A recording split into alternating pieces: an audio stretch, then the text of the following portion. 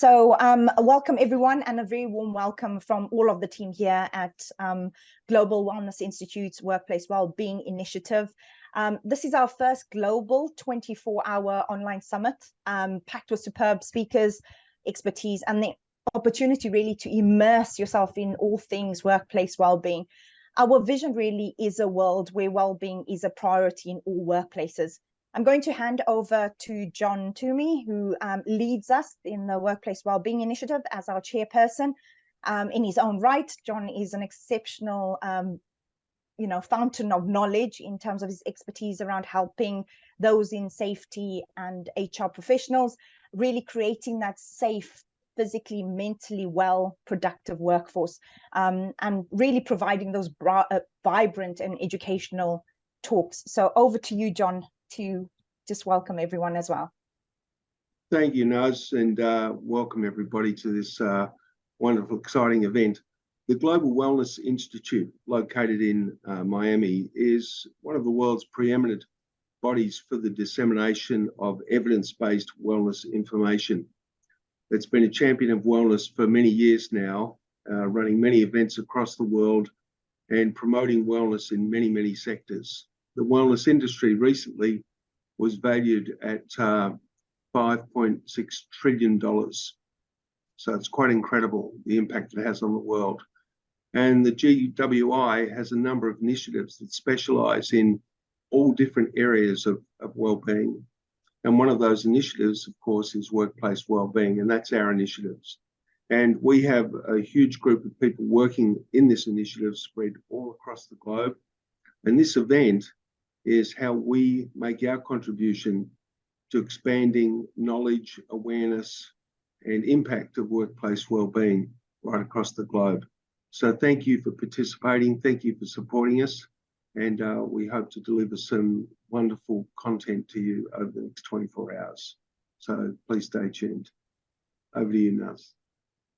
Thank you so much, John, and great to see so many people joining at the moment. So thank you for that. And I don't seem to be able to be getting my slides to be working either at the moment. Or you have to close those slides first. Or yeah, there we go.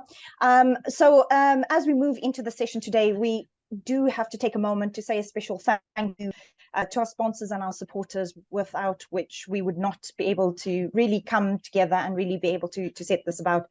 We're very appreciative to Caesars Entertainment Inc., who are the largest casino entertainment company in the US and one of the world's most diversified casino entertainment providers. The summit really aligns to much of their values and their commitment to their employees, suppliers, communities, and the environment through their people, planet, and play framework. Know when to stop before you start. Our further thanks go to the Global Wellness Institute for all the support for the Workplace Wellbeing Initiative. And our ethos at the Workplace Wellbeing Initiative is around bringing the wellness in the workplace community together to share ideas, explore possibilities, and support positive change. So we really are all about the well-being. Just to give you just a quick whistle-stop tour, please do reach out to have a look at all the fantastic events we have over the next 2 days. As you can see, there's a plethora of amazing discussions and things to learn from. I know I'll be jumping on quite a few, as I definitely will be learning from best practice here. So as you can see, a robust plethora of learning over here. And then, of course, really jumping in and having the opportunity to humbly be able to introduce our key speaker today for the topic on wellness defined, and including some of the 2024 trends and the future of work. So I'm going to stop sharing here and have the opportunity to really spotlight Gloria and be able to give a little bit about who Gloria is before I hand over to her.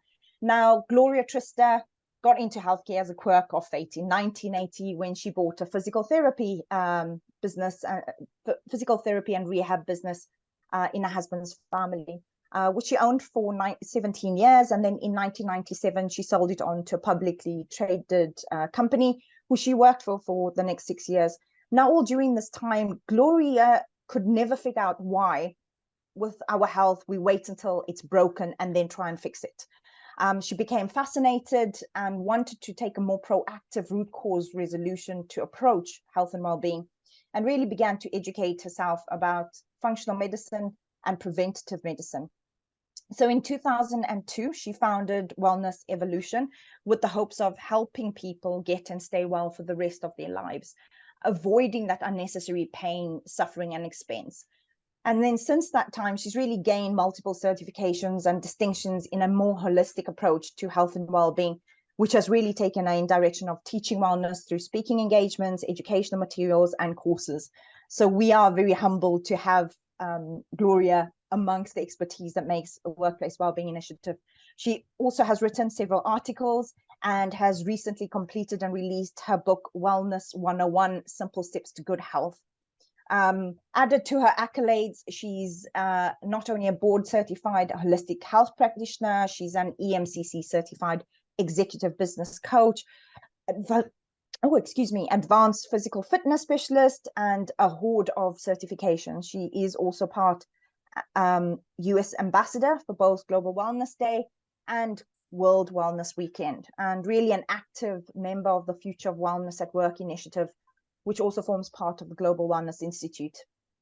She also has won numerous awards, which include the Better Business Bureau's Award for Excellence in Consumer Education.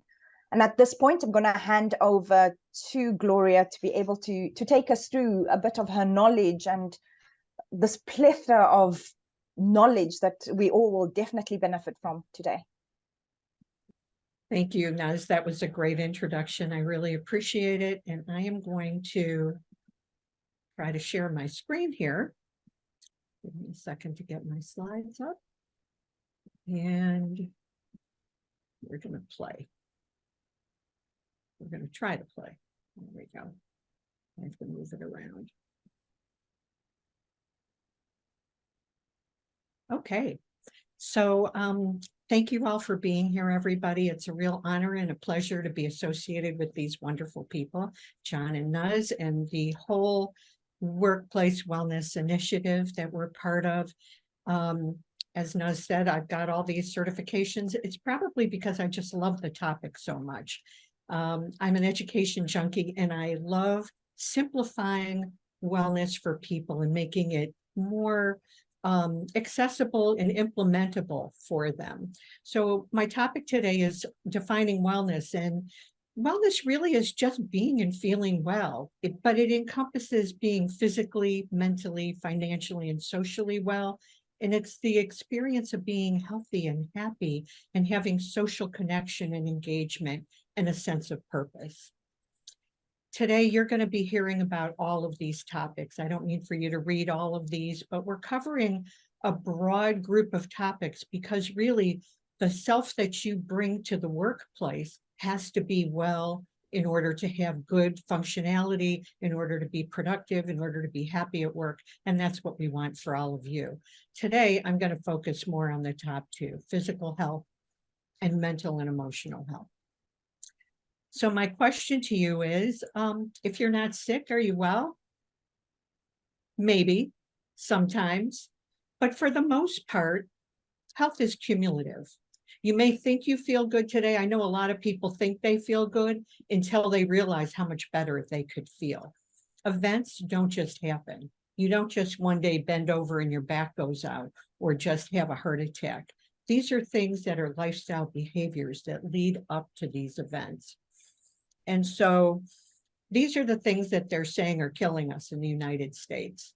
Heart disease, cancer, all of the things that you would imagine, Alzheimer's, diabetes, the bottom two, kidney and liver, those are things that have to do with toxins. And we're going to talk a little bit about that too. But since this is a global event, I decided to do some research and see if the US and around the globe were about the same. And guess what? They really are, which surprised me. This chart is a few years older than the other one. And so COVID's not on here. But if you look at everything in the blue side, these are really preventable diseases for the most part. Sometimes you can't prevent it. It's in your DNA, and we'll talk about that a little bit. But for the most part, your lifestyle behaviors are what lead up to this. And that is really part of something the Global Wellness Institute has decided to try to conquer with the Wellness Moonshot. And we're all real excited about that initiative. But is that really what's killing us? Cancer and heart disease? Or is it actually the dietary risks, the tobacco smoking, the high body mass, all of the lifestyle behaviors that lead up to the diseases that are killing us? And here's the problem. It's us. 79% of adults aren't getting the recommended amount of daily exercise. 75% don't get enough fruits and vegetables. This one, 40% of adults are sleep deprived at any given time. What does that mean for the workplace? That means you can't be fully present, and it causes accidents when you're sleep deprived. The one that really got me, and I think this number is higher today, this chart's a few years old, but 32% of social media users say they feel lonelier. These are real issues, and the problem truly is us. But we can do something about that. I like to approach health and well-being from a functional medicine root cause approach. So looking at what's causing these things, what can we do? So if you take a look at this tree and you look at the top part, there's all these diseases that are literally preventable. 80% are preventable. 75% of our healthcare spend goes to treating these preventable diseases. And shockingly, only 3% goes towards prevention. Can you believe that? It's something that really we need to change, and it's up to us to do that. All your body is looking for is balance. If you look at the things in the roots, these are the things that we have some control over, that we can really study and look at and change. We're like a big chemistry project, our whole body. There's all kinds of things going on, and we need balance. When you wind up with any of these diseases, also, what happens to you is you may have a cardiovascular problem, and so you go to a cardiologist. And what happens then is you're only seen through the narrow lens of your heart, but we're a system that needs to function in balance. So healthcare so far is reactive and wellness is proactive. And it's the difference between a top-down approach where you have a symptom and then you're trying to squash the symptom with a medication. It's a one-size-fits-all. It's a rinse and repeat type of an approach, meaning the doctor may say, oh, you can't sleep? Well, here's your sleeping pill. Let me know if it works for you. What's your next problem? If it doesn't work, maybe they'll put you on something else. But they're not really getting to the bottom where you could say, I can't sleep. And the doctor says, why do you have these symptoms? What's going on? What can we look at that maybe you have control over that we can change? And that's a one-size-fits-one approach, and it's more personalized. So you're biochemically unique. It's very important to know what your biochemistry is. Even if you have an identical twin, because of your lifestyle, you're not going to wind up with the same markers. There's literally no one else like you. And it's very important to learn what your biomarkers are. What is your lab markers, the traditional ones, but also be aware that there's advanced laboratory testing that can tell you the levels of inflammation in your body, which is the root cause of all disease. And that could be measured with C-reactive protein, but most doctors don't measure that. So my advice would be to educate yourself on these things and ask for it. If you ask, they'll probably, write a script for that particular marker, and you can find out more about yourself. With hormones, as we age, our hormone levels go down. And so what we want to do is see where are we at and regain balance in those hormones. Brain chemistry, we can measure neurotransmitters. We can measure your genetic makeup.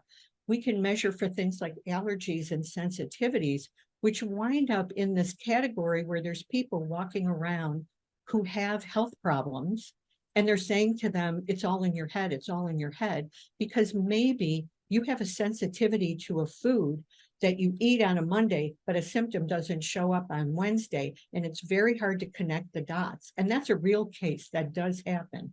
And also, we also need to know the levels of toxicity that we're exposed to and are accumulating in our bodies. And also a lot of people will say, oh, you know, I'm genetically predisposed to diabetes. My aunt has diabetes. My brother has diabetes. My father had diabetes. I'm doomed. I'm going to get diabetes. But the truth of the matter is that more than 80% of your gene pool is modifiable through lifestyle. There's a whole new field of science called epigenetics. And what it studies and purports is that because of lifestyle, genes can either be turned on or turned off. They call that a gene expression. Whether or not your genes get expressed is really 80% up to you and what you're doing in your lifestyle. So my motto is control the controllable. There's a lot that can be controlled. One of the things that we can control is nutrition, right? What do we put in our mouth? But what is food? Have you ever asked yourself, what is food? A lot of people, their impression of what food is something that you put in your mouth, it tastes good, and you eat it. But is that really what food is? Just something that's supposed to taste good? Once food is digested, it sets off this whole multitude of interacting signals that go in a feedback system from your gut to your brain. There's an entire orchestra of actions going on in your body that must be supported with good nutrition. Think about what you're doing right now. You're seeing, you're hearing, you're sitting erect, hopefully, you're breathing, your heart's beating. All of those things need good nutrition to function. And they need to be whole, nutritious foods that contain the vitamins, minerals, antioxidants, fiber, protein, and healthy fats that keep us healthy and alive. Food is your fuel. That's what gives you energy to get through your day. And the foods you eat can either be pro or anti-inflammatory, meaning there's a whole bunch of foods that cause inflammation, which once again is the root cause of all disease, or it could be anti-inflammatory, which is what you want. So think about what you're doing when you put food in your mouth. It's communication. So what kind of messages are you sending to yourself? Are you sending happy messages that make you feel good? Or are you literally flicking yourself off? Because that's what you're doing when you're not eating in the right way. So how do we do that? Think about it this way.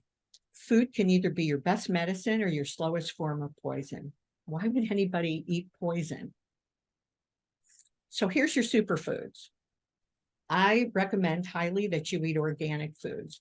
If you look at these two examples over here, this PLU code, this is universal. If it starts with a 9 and has 5 digits, it's organic. If it only has 4, it's not organic, meaning it's been sprayed with pesticides and you're going to eat that. So my suggestion is to eat only organic as often as you can. Eating beans is really healthy. Berries, broccoli, Brussels sprouts, cauliflower. Be careful with fish. Sometimes if you eat too much, you get a high dose of mercury, which is a heavy metal, and it's toxic to the brain.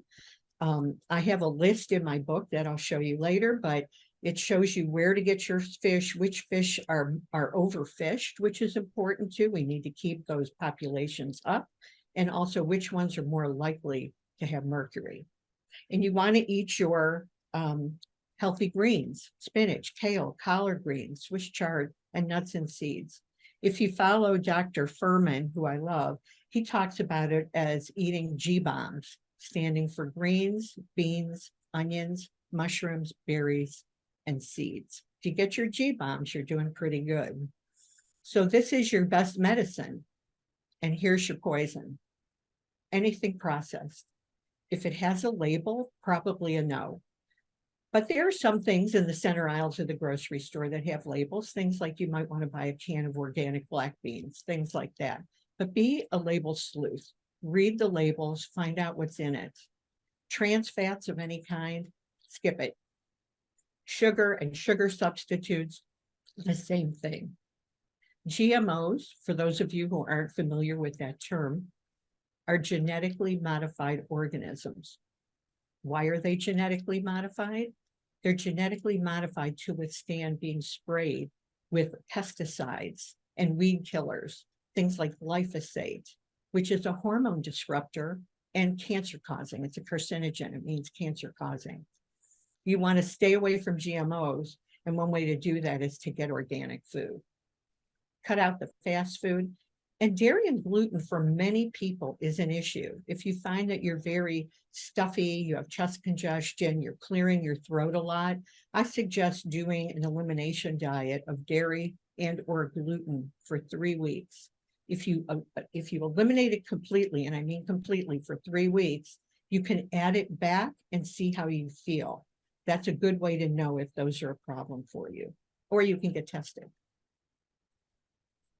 So talking about what you're putting in your gut has to bring up the gut-brain connection, which we're hearing a lot about these days. All disease starts in the gut. This was a statement made by Hippocrates more than 2,000 years ago, and we're just now beginning to understand this. This is crazy. We should know this.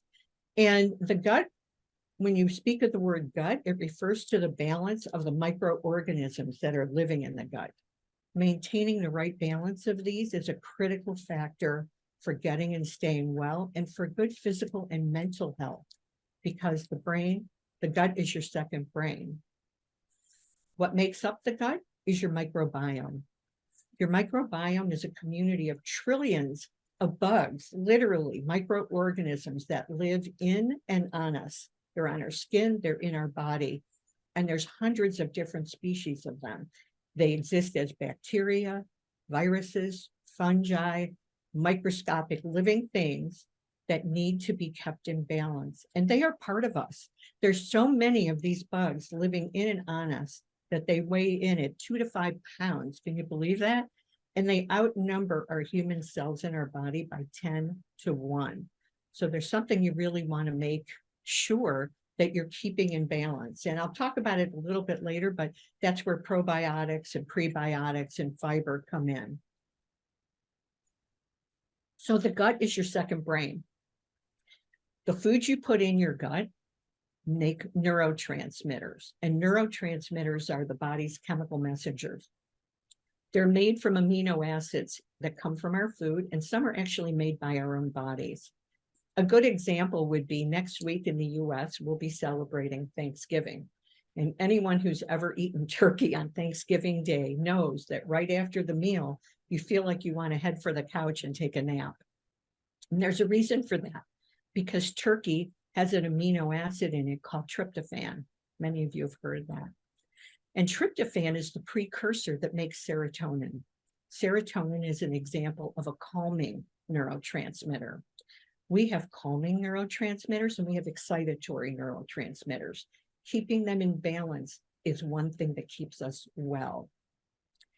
How you could really know that your gut is your second brain? Have you ever just gone with a gut feeling? Or like before this talk, I always feel a little bit of butterflies. That's when you're nervous. Those signals are coming from your gut and going to your brain and back and forth. There's a communication system that works in your body. So for instance, when you hear about a runner, we just had the New York Marathon in the States, you hit a certain point in your run and all of a sudden they talk about having this runner's high. You get the runner's high because exercise creates dopamine, which is one of your excitatory neurotransmitters, as opposed to serotonin that's happy but calming.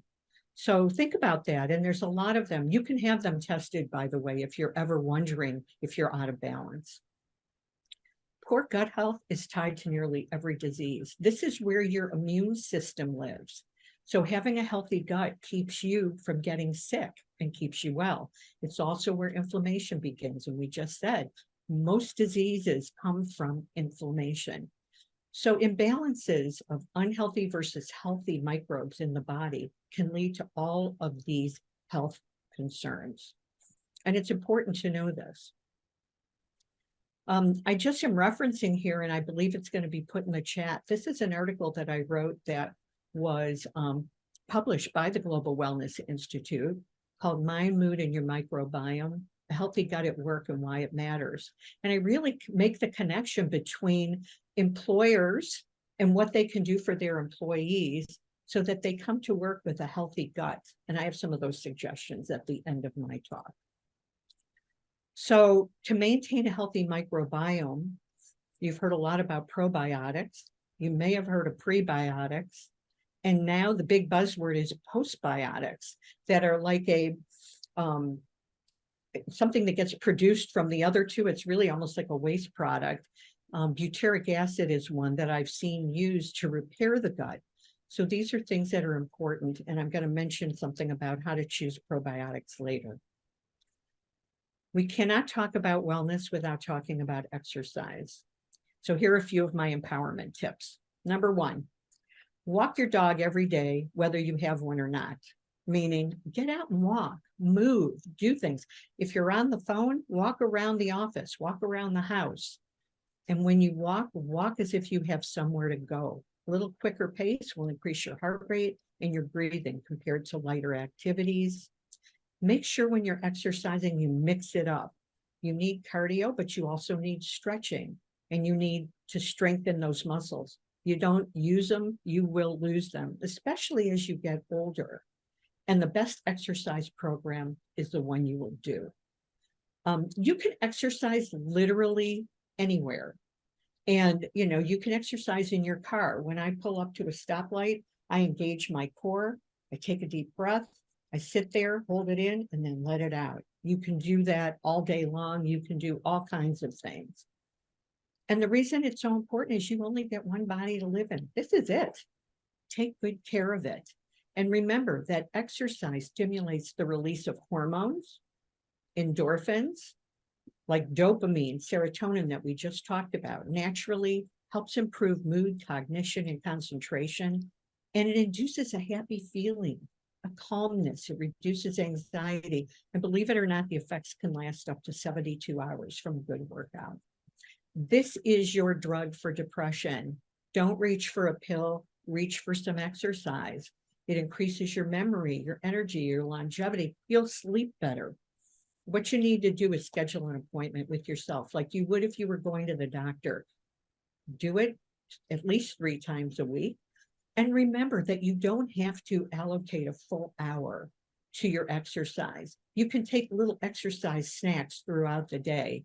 When you make your coffee in the morning, do 20 squats or do 20 push-ups against the wall. Use your time wisely. Everything that you do adds up, and it does count. And employers, make it easy to exercise at work. Have walking paths, have walking meetings. There's all kinds of things that you can do to encourage more exercise in the workplace. Well, you can't have a talk about wellness, right, without talking a little bit about stress. So there's a lot of different sources of chronic stress. And a lot of people will say, oh, I'm stressed, but I'm handling it. I can handle it. Well, you think you're handling it, but you're not. Stress has a very huge effect on your health and well-being.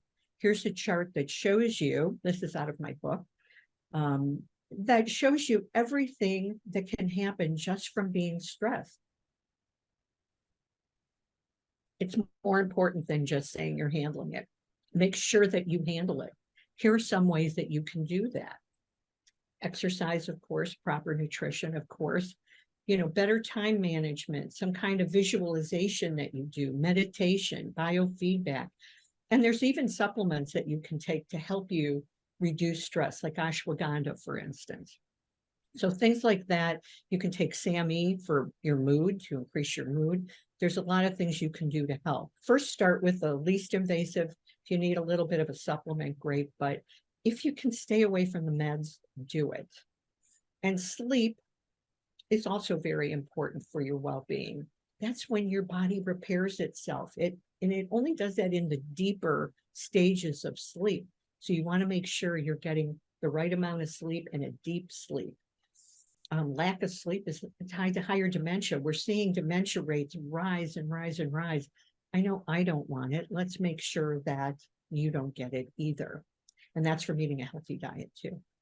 When you're sleeping, it increases leptin. If you're not familiar with leptin, it is a hormone that triggers a signal to the brain that tells it when you're full. The other thing that it does is it helps burn fat. So sleeping helps you lose weight. Who knew? The other thing is it decreases cortisol, which is your stress hormone. You're supposed to start your day out with a high level of cortisol. And as the day goes on, it's supposed to go down and down and down until at night you have a very low level of cortisol and you can sleep. Some people, and I'm sure you know a few, who start the day like a truck ran them over. They have no energy. They feel exhausted. They can't do anything until they've had coffee. And then as they get stressed out during the day, their cortisol level rises. And what happens then is when they're trying to go to sleep, they're tired but wired and they cannot sleep.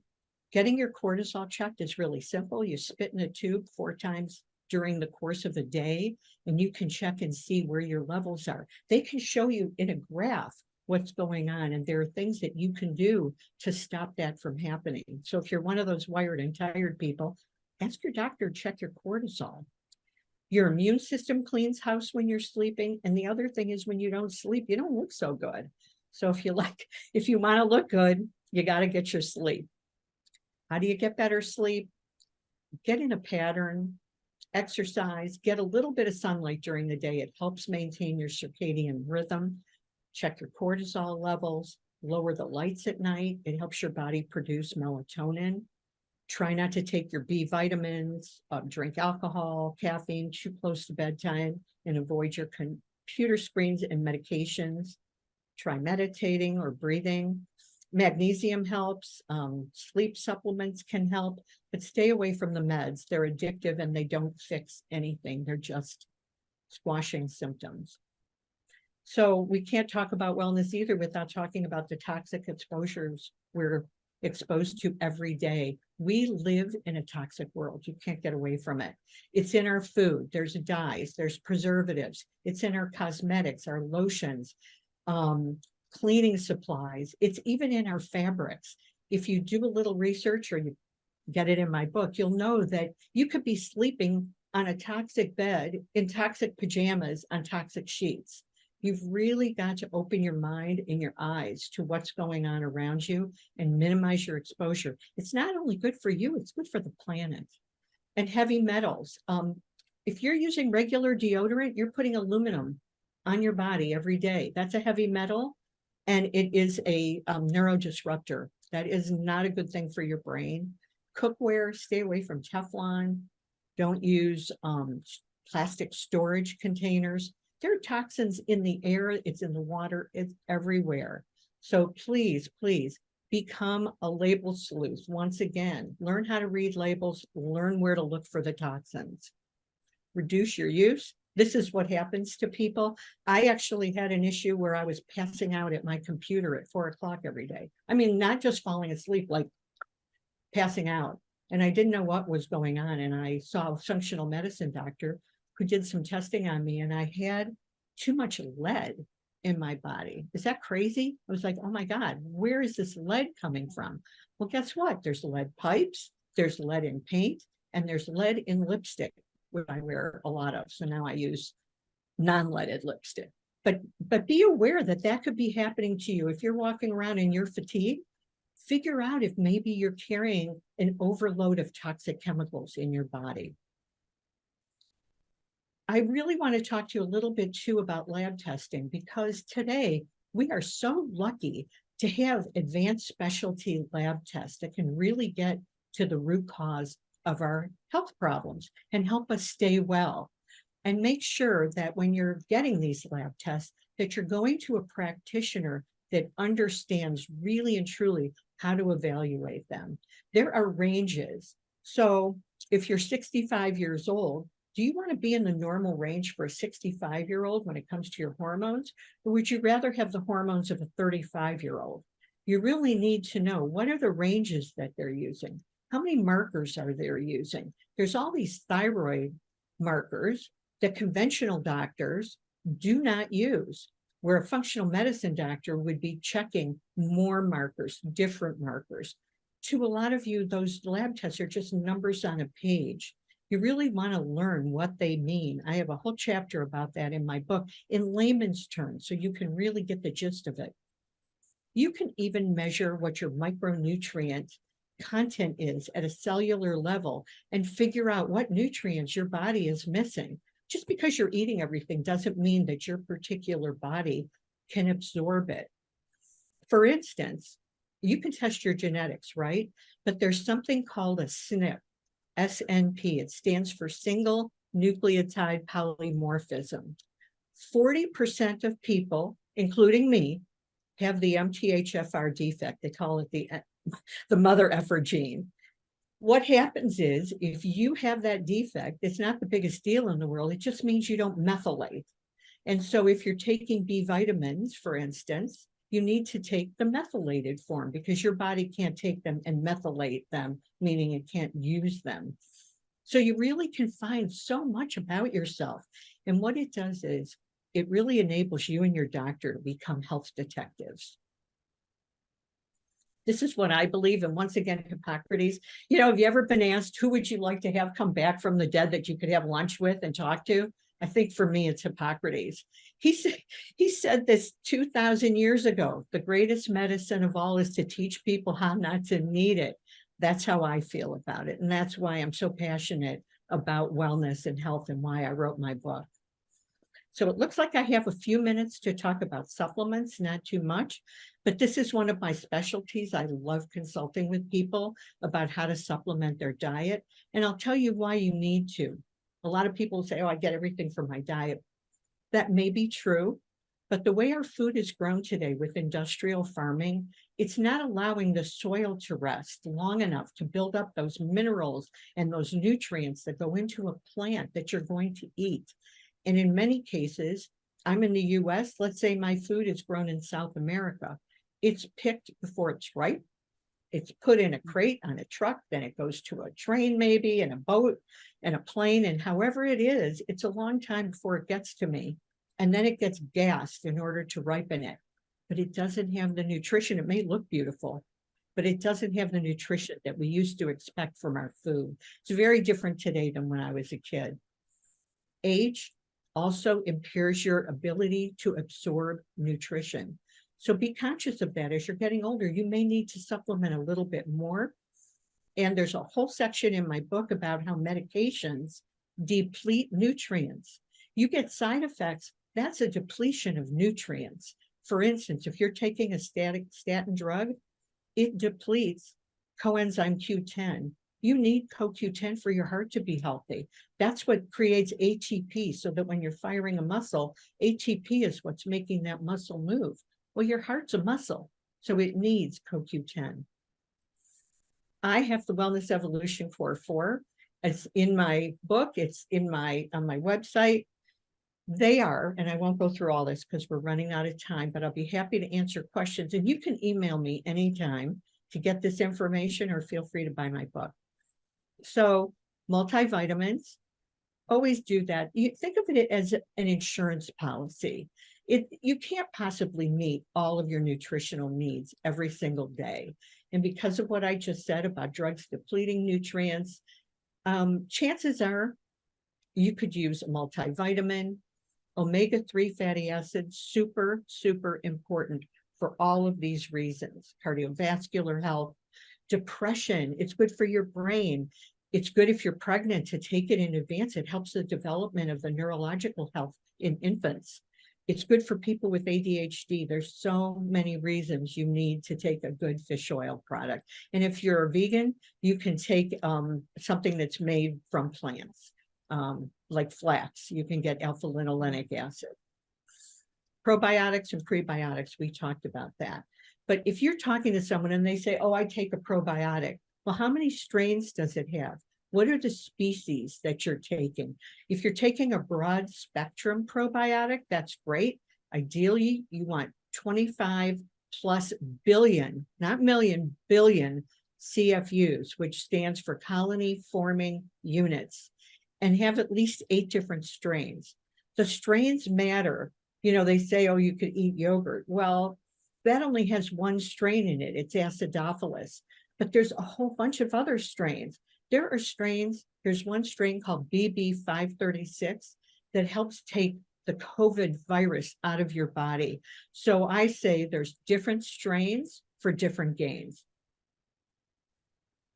Think about why you need a probiotic. Is it for kids? Is it for immune? Is it for weight? And then make sure what you're taking has the right strains in it. And quality matters. If there's not a strain identification on the package, don't buy it.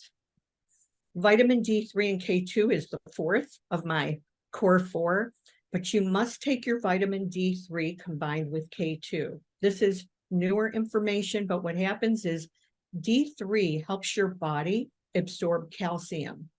The K2 tells it where to go.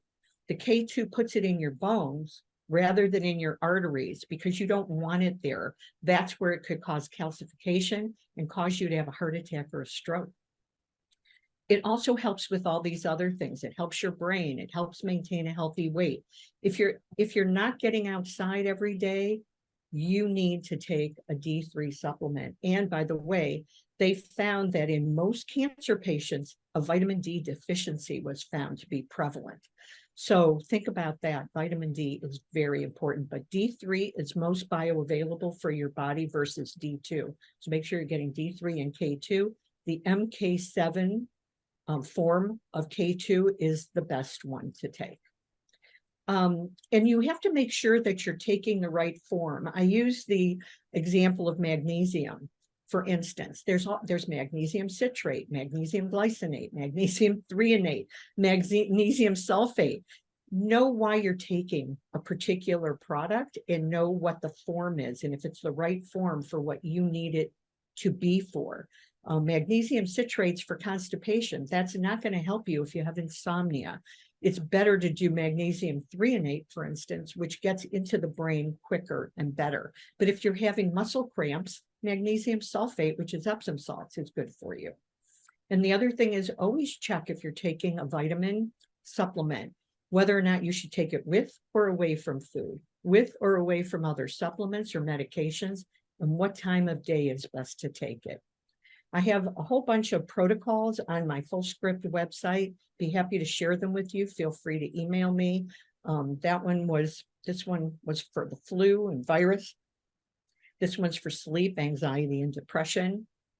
And employers, you can help people be well.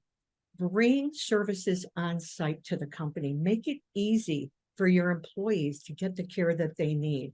I have personal experience. We brought in all of these services to Parker Hannifin Corporation. They're a global company. Their headquarters happen to be in Cleveland. We staffed their on-site clinics with naturopathic and functional medicine doctors. We had acupuncture, massage, Reiki. We created exercise and walking routes. We had yoga there. You can bring in Tai Chi. Have a quiet room where people can go to just get away from it all. Bring in a farmer's market.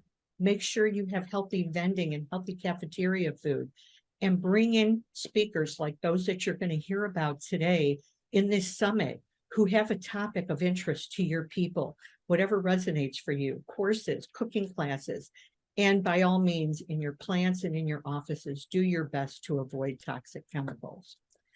So now I'm unabashedly going to promote my book because it just came out last week. John has a link to Amazon. It's on Amazon for pre-sale until December 1st. I did that intentionally as a strategy to try to get bestseller status because they will fill all the orders then. And Dan Buettner from the Blue Zones, Dan Buettner Jr. wrote this beautiful testimonial for the book, and I really appreciate him. So I'm going to shout him out today too. So please do that. Also, if you're interested in learning more about how you can get and stay well, I write a weekly article in LinkedIn, and these are some of the topics from the last month. Feel free to subscribe. I promise you it'll be worth your while. It's very simplified and very actionable. And so I thank you. Please feel free to reach out to me. There's my email address. Connect with me on LinkedIn. I'd love to hear from you. Email me if you want to learn how I work with my clients. And please reach out to enroll in my new 8-week Wellness 101 course starting in January. We will teach you how, in a very simplified manner, to build a strong foundation on which you can build a well life. So that's it, folks. Ready for some questions? And thank you so much for listening. Thank you so much, Gloria. I think there was a wealth of information there. And I think the one thing that I took away from it all is the fact around how we need to empower and educate ourselves. I think in the UK, we tend to use this term, we're very much about MOTs on cars. So every year you make sure your car is working fine, it's taxed, it's on the road, it's got enough oil, it's got enough everything that it needs, but we don't actually stop and put an MOT in place for ourselves or on a continuous basis. So I really took a lot, and there was a lot there that was resonating. I think some of the questions, and please, opening it up to everyone, do please use the function of Q&A to ask any questions, as we do appreciate there was a bit of a technical hitch in terms of the chat not being enabled, but please do use the Q&A to offer any comments or any suggestions you have. As I reiterated on the Q&A as well, that we will be sharing a recording, of course, after the online summit, and we'll be able to share a lot of these things. Gloria has shared some of her, links, etc., in the chat there. So please do get in touch if there's anything there. I am looking for any Q&As, and I see no open questions at the moment. So do come back to us. In the meantime, I guess, Gloria, my question for you is, as we've discussed at length, there's a lot there to unpack. If there were 3 things you had to say to someone like me, or many in the audience, or even those that are going back to organizations perhaps, what are the kind of 3 things that I could do that are quite quick wins? And because people are time poor, it's not making anything excusable, but what are 3 really good points that I could go away and go, okay, that's my homework, I'm going to go away and I'm going to do it? Well, I think my mantra of control the controllable. So the 3 things that we can control a lot, and there's more than 3, but for sure, the food you eat. Just try really, really hard to move away from any of the foods that are the poisons that we say, slowest form of poison that can kill you, or feed yourself medicine, feed yourself happy food, things that really make your body feel good, make your body function well. If you're not functioning well and you're not eating a healthy diet, you can fix that. Just maybe learn, if you don't know how to cook, learn how, or find a chef that will make meals for you. Things like that. Simplify your life with that. Exercise, make an appointment with yourself like you would with the most important meeting you've ever had in your life, because it is so important and you feel better. If you take that time out of your busy day to do the exercise, you're really going to be grateful for it, because you're going to come back renewed and feel better.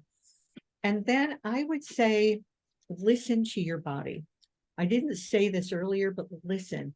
Your body is telling you things. When I was passing out at my computer at 4 o'clock in the afternoon, I knew my body was telling me something wasn't right. You know when something's not right, but you need to listen to it. You know it, but you'll say, oh, that'll go away. Yeah, I have that stress. It's okay. Listen to the signals, because that's very important information, and you can take that. The other thing I'm going to do for now, is if it's okay with you. Perfectly good. It's good. Learn enough about how your body works that when you go see a doctor, if they say something and it doesn't feel right to you, remember that gut-brain connection, doesn't feel right, I don't want to take that pill. It's what you're feeling, but are you saying it? Feel confident enough to challenge it, question it. Why am I taking this? What can this pill do to me? What are the side effects that could happen to me? Are there risks in taking this? Because sometimes, and it's not the doctor's fault. They're not bad people. They're under time constraints.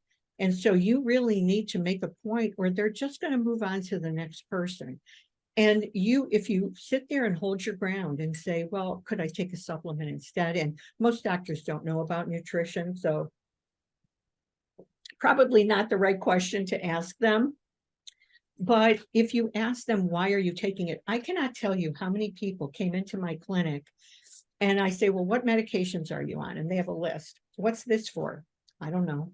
What's this for? I don't know. What can it do to you? I don't know. You need to know.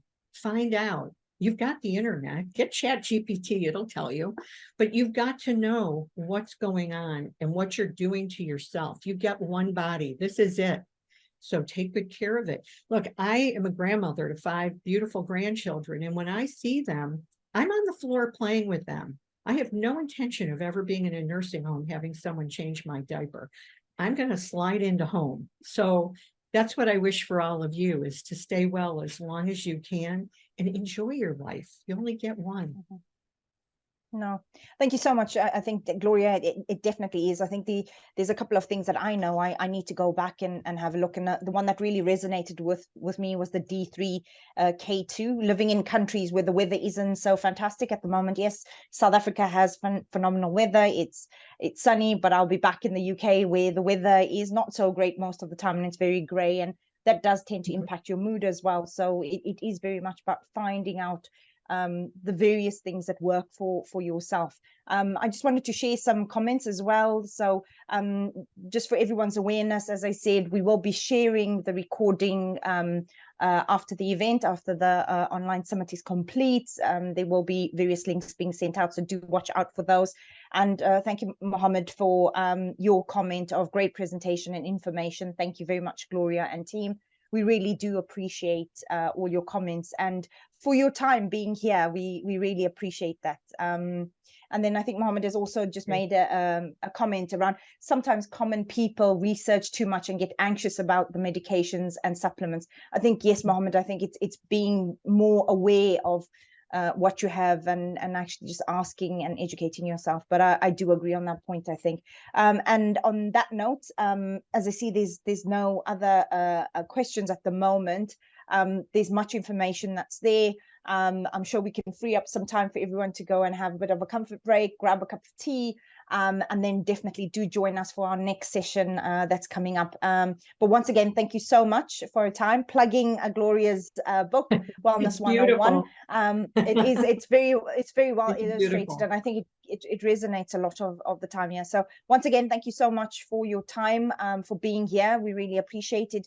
Do watch out for any more links, etc., coming out, but enjoy the rest of the sessions that are coming through in the next 2 days. And for myself, Nuz, have a safe evening, morning, afternoon, wherever you are globally. Thank you. Same Thank you so to much. everyone. Thank you so much for being here. And thanks, everybody. And now we'll be closing this link, and you'll see on your schedule there's a link for the next session. So thank you for joining us. Bye, everyone. Thank you. Thank you so much.